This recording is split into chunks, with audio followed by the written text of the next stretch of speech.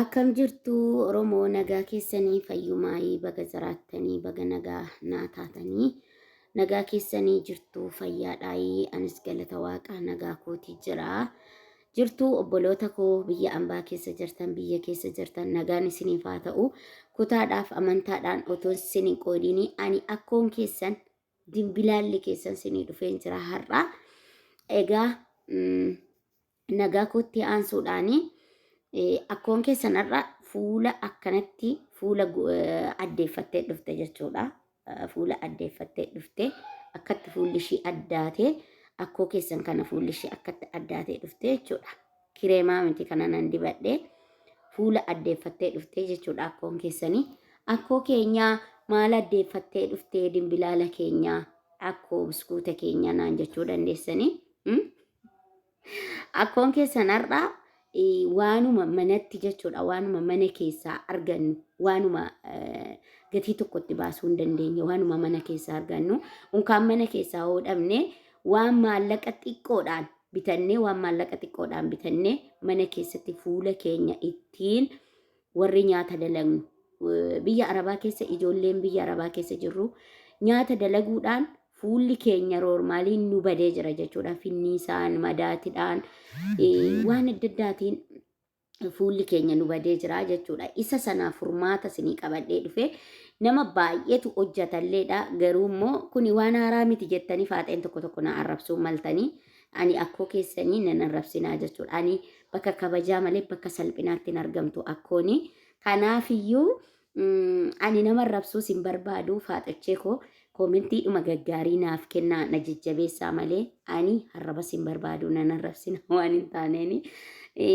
Isa kana nutu hin beekna jechuu dandeessan lakki hin beektu beekuu dandeessu garuu immoo ijoolleen homaa hin beekne warra homaa hin beekne namni waan kana mokoree hin beekne irraa haa fayyadamuufanii siniin jedhaa.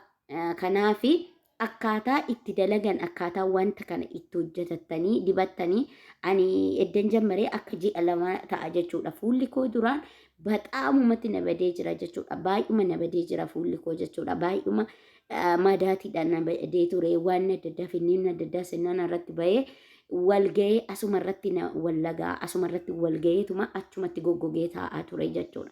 Amma madaatii xiqqoo haphatee jira jechuudha. Madaatiin baduudha haphatee jira. Baay'uma tokko haphatee jira jechuudha. Inni immoo finniimni bakki finniimni natti bahe ani waanuma dhugaa tokkon isinitti hima.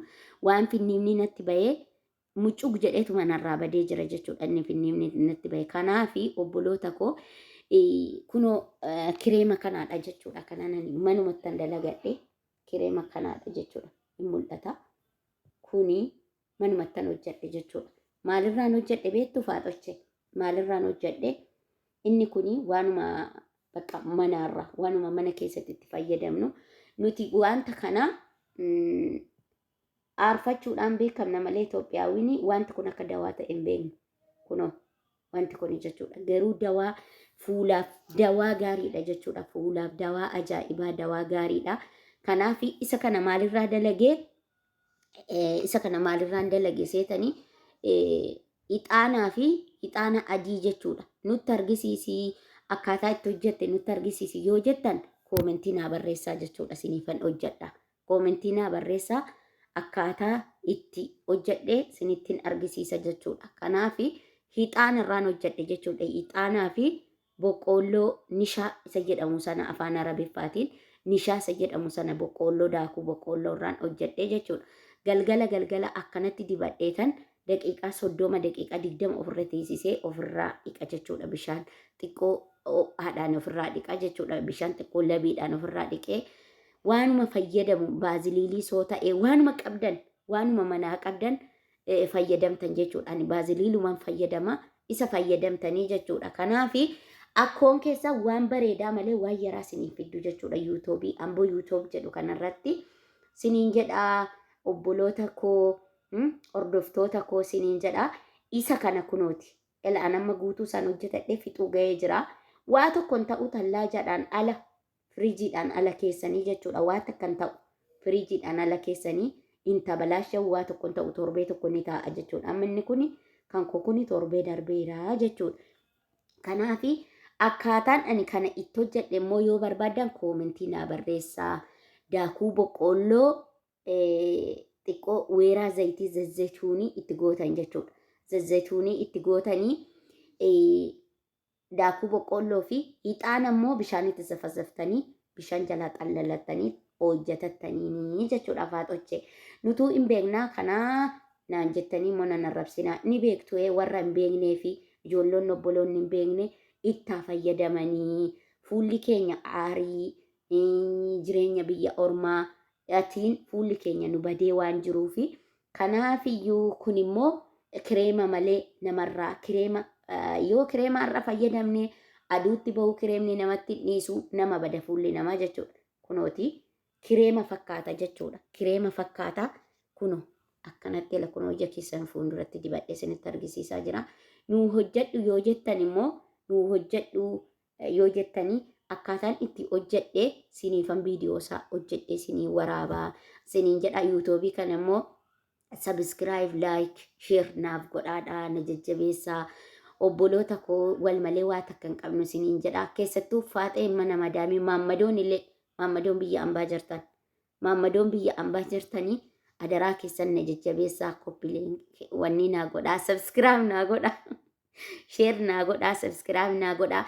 Akkoo keessan maanguddoo kana rabbiif jedhaa jabeeffadhaa siniin jedha. Obboloota koo akkas siniin jedha. Kanammoo kanan irraa dalage yoo barbaadanii hojjedhuutii nutti argisiisii akkamitti hojjettee maalirraa hojjettee hojjettanii ija keessan fuulduratti hojjedhee sinitti argisiisaa. Waanan ofii kooti fayyadame waan ofii kooti na xaqqame siniin jedha. Obboloota koo akkasin siniin jedha. Amboo YouTube kan keessanii na jajjabeessaa.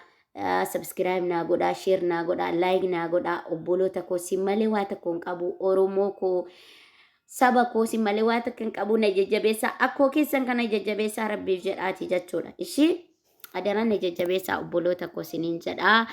Akkasii siniin jedhaa. Sinan jaaladhaa, sinan kabajaa. Obboloota koo naaf jiraadhaa siniin jedha. Hordoftoota koo hundumti keessan hordoftoonni Amboo YouTube jala jirtan guutuun keessan kabajamaa sinan jaaladhaa. Warrin like share siniin goone copy link siniin goone immoo yoo jiraattan warrin ani subscribe siniin goone yoo jiraattan natti hin kolfinaayi. Komentii naa barreessaa subscribe sinii godhaa subscribe sinii godhaa siniin jedha. Eshi sinan jaaladha obboloota kiyya.